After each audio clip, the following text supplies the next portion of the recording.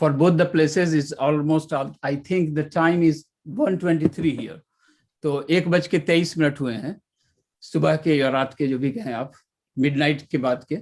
और मैं यहाँ मेडिसन सिटी, जो कि सिटी ऑफ लेक्स है, यहाँ पर बड़ी खूबसूरत लेक्स हैं सराउंडिंग में हमारे। तो I am calling good morning to everybody there in back in Mumbai. And my topic is very important, as it was mentioned earlier. It is the most common, you can say, complication. Everybody, जो भी आदमी dialysis patient का take care करते हैं, they are going to see it, and they are going to see it every day, every session, almost. So it's so common that everybody needs to know that and needs to understand and try to manage it to their own level. तो ये talk मैंने जो की है, I am going to make it concise, but the most important thing is you get the message. So as a starting point, I was told to try to do it more in a discussion format, where हम लोग जो है एक real case scenario के तौर पर एक कोई पेशेंट लेंगे and then we'll see what should be done next और what we learn from that particular case.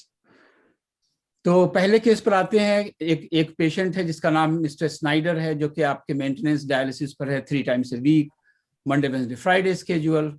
वो 4 घंटे की डायलिसिस इसकी होती है और आफ्टर 2 घंटे के उसको कुछ पसीना आ रहा है, he is sweating over his forehead, and कोई टेक्नीशियन है जो उसके पास जाता है और पूछता है कि कैसे हैं आप, और उसको टच करता है तो उसको कोल्ड फील होता है.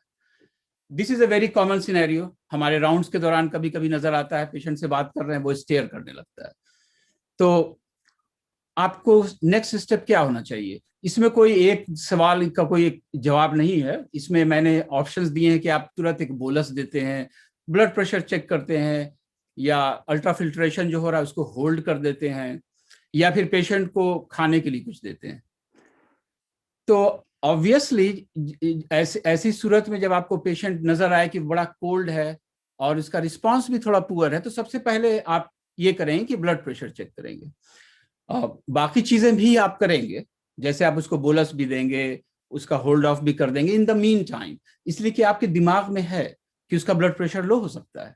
ये बात आपके दिमाग में आनी चाहिए. जब आप पेशेंट को देखते हैं, बहुत क्लियर नहीं समझ में आ रहा है, check the blood pressure, that is the first thing. तो इसलिए ये जरूरी है कि ये सब भी आपके दिमाग में आना चाहिए. लेकिन बात जो पहली दिमाग में आनी चाहिए वो आनी चाहिए कि आपका ब्लड प्रेशर कैसा है. जहां तक फूड ट्रे की बात है, और एक डिस्कशन में मैंने थोड़ी देर पहले देखा कि तो हमारी यूनिट में ड्यूरिंग डायलिसिस कोई नहीं खा सकता, पीरियड.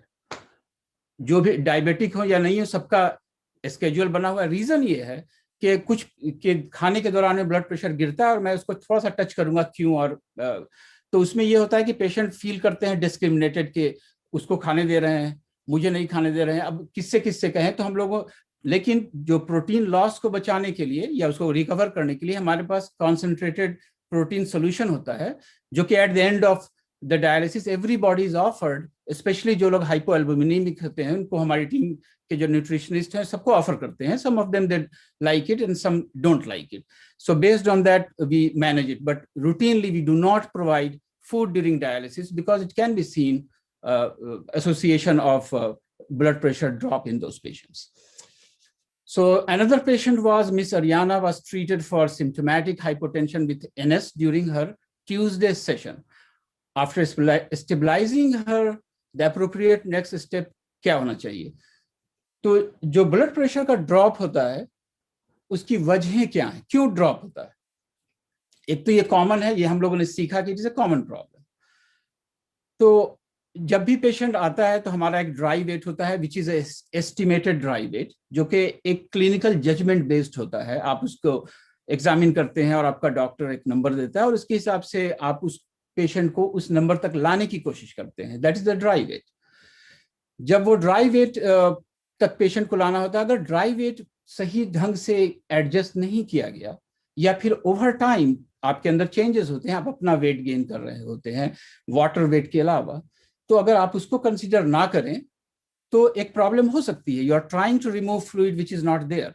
तो ड्राई वेट एक इंपॉर्टेंट चीज है, नजर होनी चाहिए उसको हमेशा. हर बार जब पेशेंट आता है आइडियली आपको देखना चाहिए कि पिछले बार गया तो कितने वेट पर गया और क्यों ड्राई वेट तक नहीं पहुंचा, अगर नहीं पहुंचा तो, या उसके नीचे जा रहा है। So you have to discuss with your physician, let them know, अपने डॉक्टर को बताना होगा कि ये ड्राई वेट से इतना आगे है या इतना पीछे है, and it is important thing to prevent these things. तो ड्राई वेट को डिस्कस करें जब ऐसा हुआ अगले स्टेप के लिए।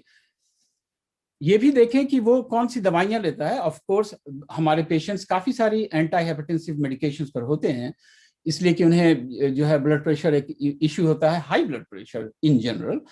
तो अगर बार बार ड्रॉप हो रहा है तो आपको टाइमिंग आने के पहले का रोकना है या नहीं लेना है, या कंप्लीटली रोकना है या चेंज करना है। जैसे हम लोग ट्राई करते हैं कि वंस ए डे बेहतर है बनिस्बत twice a day. It's not ideal for every patient, but timing and drug list आपको होनी चाहिए, and you have to review that. और उसको फिर जो है वो अपने डॉक्टर के साथ डिस्कस करें कि अच्छा ये मेडिकेशंस है, ये चेंजेस एक्सेट्रा। तो इम्पॉर्टेंट ये है कि timing and type of medication can be important and may need to change to avoid that. इसके अलावा जो है, जो 2 डायलिसिस सेशन के बीच में आपने कितना वेट गेन किया है, इसलिए कि आप सारा का सारा वेट निकालने की कोशिश करेंगे इस दौरान सेशन में। तो एवरी आवर कितना फ्लूइड आप रिमूव कर रहे हैं। फ्लूइड आप रिमूव कर रहे हैं ब्लड लाइन के अंदर से, हमारे सर्कुलेशन के अंदर से, लेकिन lot of time the fluid is in your tissues, वो सीप किया हुआ है, सीप्ड आउट ऑफ द सर्कुलेशन। उसको आपको पुल करना है। तो पहले आप सारी चीजें ब्लड से निकाल रहे हैं, लेकिन उस ब्लड तक पहुंचने के लिए, टिश्यू से ब्लड तक पहुंचने के लिए टाइम दरकार है, वक्त की जरूरत होती है। तो अगर आपका डायलिसिस सेशन जो कि फिक्स्ड है, टाइम फिक्स्ड है, जो कि होता है, उस दौरान में सारा वो वॉल्यूम निकालने की कोशिश करेंगे, then it is difficult to adjust for your all the reflexes to maintain the blood pressure. तो drop in blood pressure can be very much related what is your inter 2 dialysis के बीच का weight gain. और वो weight gain हम लोग हमेशा बोलते हैं कि पानी पीने या पानी से भरा या लिक्विड से भरे खाने की वजह से होता है, बारिश से कभी नहीं होता है। कई बार पेशेंट बोलते हैं कि मैंने तो कुछ खाया नहीं, नेचुरली हर कोई ये देखता होगा। तो इंपॉर्टेंट ये है कि आपको जो बीच डायलिसिस, 2 डायलिसिस के दौरान हो रहा है, सॉरी अबाउट दैट। और उसके बाद जो है वो ड्यूरिंग डायलिसिस भी हम लोग खाने के लिए मना करेंगे, इसलिए कि जब खाना खाते हैं तो ये मान के हम लोग चलते हैं कि वहां पर इंटरडायलिटिक वेट गेन जो है, जो स्प्लैंक्निक सर्कुलेशन होता है उसकी डायलिटेशन की वजह से ब्लड प्रेशर ड्रॉप होता है। अगला पेशेंट, तो I am just going to quickly summarise those. तो जब भी आप ये देखें कि पेशेंट का ब्लड प्रेशर ड्रॉप हो रहा है, तो इंपॉर्टेंट चीजें हो गई कि आपने उनका ड्राई वेट देखा, और जब आप मैनेज करने जाते हैं तो सबसे पहले या तो स्टॉप कर दें अल्ट्राफिल्ट्रेट, या स्लो कर दें, सेलिन बोलस दें, नॉर्मल सेलिन 250 ml, या एल्ब्यूमिन भी यूज कर सकते हैं। Oxygen supplement always helps, should give even if you not seeing any hyposaturation, still give oxygenation sometimes। और पोजीशन चेंज जरूरी है, जहां सर जो है नीचे की तरफ होना चाहिए और पैर ऊपर की तरफ, तो ब्रेन का सर्कुलेशन रिवाइव हो जाए। ये एक बहुत लंबा टॉपिक है, is very difficult to concentrate, लेकिन ये सिंपल है।